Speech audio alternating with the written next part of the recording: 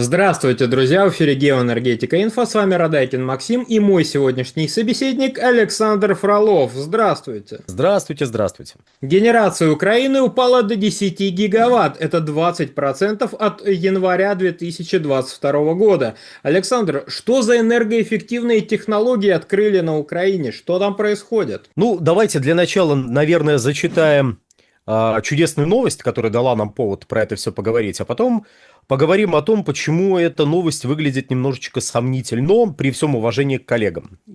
Итак, тут ссылаются на данные ТАСС, которые что-то там подсчитали.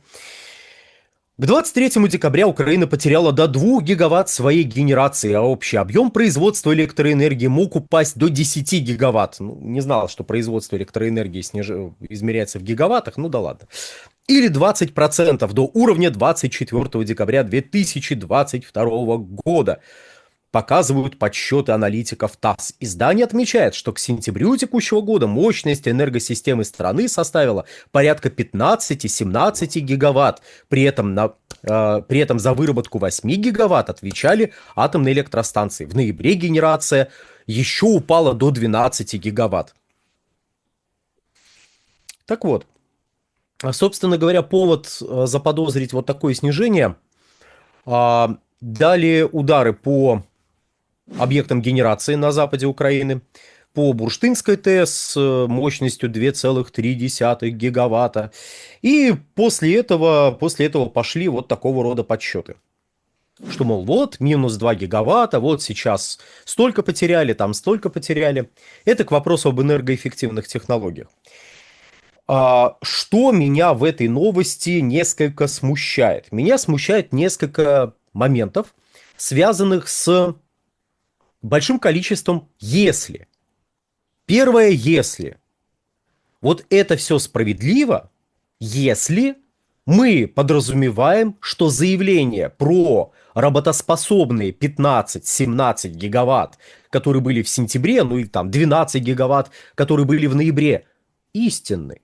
То есть заявления, которые делались разными людьми в разных источниках о том, что на Украине осталось 15-17 гигаватт, а то и все 12 гигаватт работоспособных, что вот все эти люди были искренни, что все издания западные, которые публиковали такого рода подсчеты, они все подсчитали правильно. Ну и если та сторона говорит о том, что у нее осталось вот столько-то электростанций, так вот эта сторона сообщает точную, проверенную информацию. И при этом никого не хочет запутать. Это первое «если». Второе «если» заключается в следующем. А с малой генерацией как обстоят дела? Ну, просто на Украину доставляли какие-то мобильные средства производства электрической энергии. Они как-то учитываются во всех этих подсчетах? Судя по тем данным, из которых исходит издание, которое провело подсчеты, нет. Малая генерация не учитывается вообще. Более того, в открытых источниках объемов этой малой генерации, ну вот мне не встречалось. Если вам встречалось, ну что ж, расскажите. Ну еще раз обращаю внимание. В подсчетах, которыми занялось агентство ТАСС, эта малая генерация не учитывается. А теперь еще одно «если». А если Украина сейчас не только импортирует, но и экспортирует электрическую энергию, как быть с этой ситуацией? Ведь в картине, где у Украины осталось то ли 12, то ли всего 10 гигаватт, предполагается, что ну какой экспорт? Только импорт. Притом импорт, ну, как раз вот может компенсировать выпавшие 2 гигаватта. Ну, а теперь давайте посмотрим на картину чуть подробнее. То есть я обрисовал «если», которые заставляют меня несколько сомневаться в том, что эти подсчеты оправданы. А теперь про саму картину. Я напомню, что к концу 2021 года установленная мощность электростанций в энергосистеме Украины, точнее там было две энергосистемы, но для простоты будем говорить в энергосистеме Украины. Так вот, в этой энергосистеме установленная мощность электростанции составляла порядка 55 гигаватт. ТАСС дает 56 гигаватт. Я понимаю, почему они дают 56.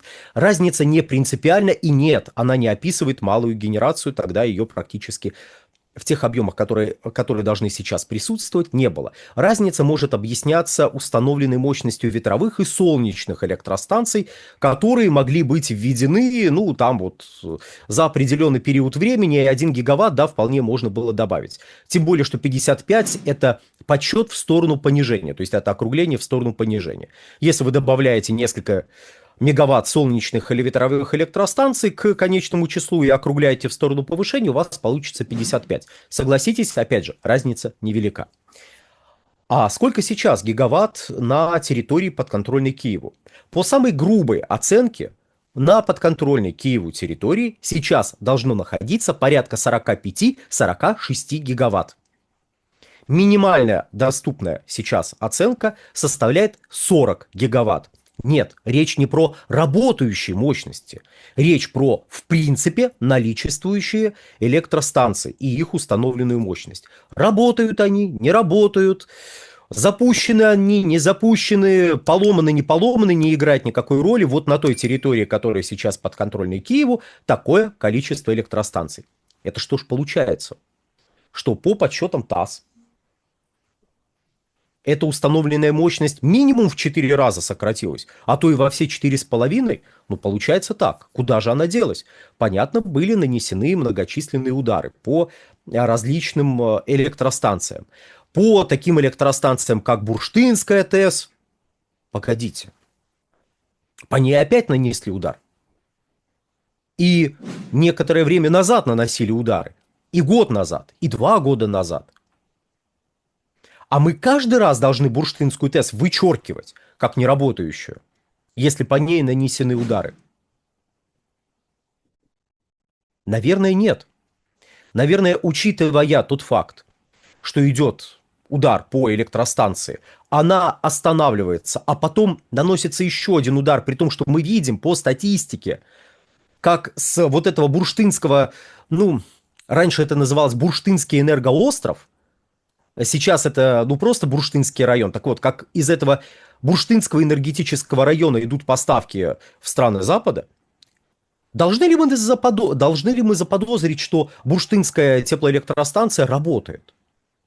Может быть, не на все 100%, но работает. И вычеркивать ее установленную мощность из общей статистики неверно.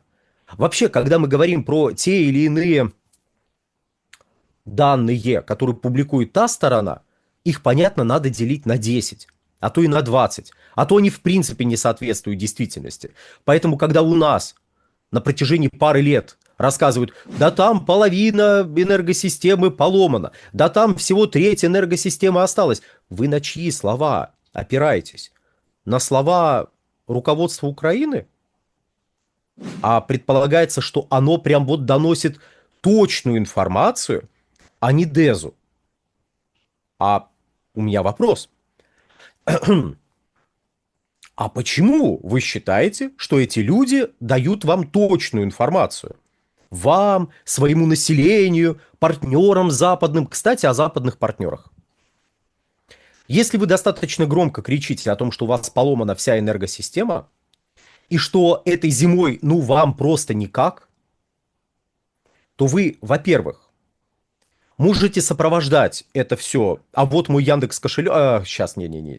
А вот мой кошелек, не знаю, в каком-нибудь иностранном проклятом на территории Российской Федерации сервисе. Присылайте деньги сюда на восстановление энергосистемы Украины. Это во-первых. А во-вторых, вы даете прекрасный довод какой-нибудь Урсуле фон дер Ляйен, которая бегает по Европейскому Союзу и говорит, Украине надо дать деньги, потому что она с нами, в смысле, просто надо дать деньги, потому что украинское руководство обещало нам немножко отстегнуть, в смысле, я не про то. Нужно дать деньги, чтобы Украина продолжала сражаться. А то посмотрите, у них все поломано. Вот, украинское руководство говорит, что у них всего 10 гигаватт работает. А им надо, знаете сколько? Минимум 18. Дайте денег на 18 гигаватт. В смысле 18 минус 10, 8? Математика лженаука. Дайте на 18. Мне обещали отстегнуть с тех 10. Которые разница между 18 и 10. Так что давайте деньги. И удивительное дело, деньги выделяют. Да, конечно, какими-то хитрыми методами, какими-то хитрыми способами, не теми, которые предполагалось, может быть, предполагалось изначально, но деньги выделяют, деньги идут. Что потом с этими деньгами происходит, это уже не важно. Ну вот мои подозрения я попытался передать в своей вот этой вот легкой ненавязчивой шутке про Урсулу фон дер Ляйен, которой обещали отстегнуть. Но ведь не обязательно Урсуле фон дер Ляйен обещали отстегнуть. Может, она искренне вот такая. Может, она не за деньги, может, она за идею. И вот зря я так на нее. Но тем не менее, когда украинское руководство идет к западным партнерам и говорит: боже мой, у нас все поломано, а до этого то же самое говорит в публичном поле, оно с нами делится какой-то статистической информацией. Или играет роль: ребята, дайте денег. Давайте вот выберем из этих двух, всего лишь двух вариантов, потому что третьего в данном случае просто не дано. Если кому-то сложно выбрать, я подскажу. С нами делиться статистической информацией они не настроены. Вот.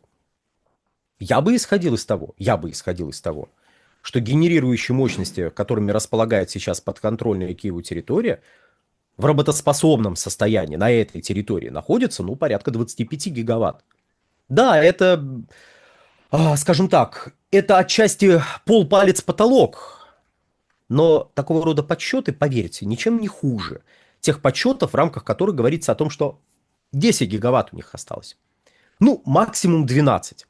А надо им целых 18. И завершая вот это все, я еще раз подчеркну, когда мы пытаемся подсчитывать, сколько там работающих электростанций на Украине, без учета малой генерации, без учета фактора, ну, тумана войны, или, если угодно, фактора дезинформации, которую неминуемо будут скармливать. Не только нам, как стороне конфликта, ну так уж получилось, но и партнерам, потому что партнеры выделяют деньги, поэтому чем больше ты попросишь, тем больше вероятности, что ты больше получишь. Поэтому ты будешь максимизировать свои потери в энергосистеме с тем, чтобы тебе выделили больше денег на ее восстановление. А чем больше денег тебе выделяют, ну, в условиях, что ты несколько завысил свои вот эти показатели, вот, тем больше денег может быть израсходовано на какие-то более интересные цели, чем на поддержание работоспособности украинской экономики, ну и энергетики как основы этой самой экономики. Потому что невозможно заподозрить украинское руководство в искренней заинтересованности в благополучном развитии Украины как государства. Их можно заподозрить в чем угодно, но только не в таких благоглупостях. И последнее.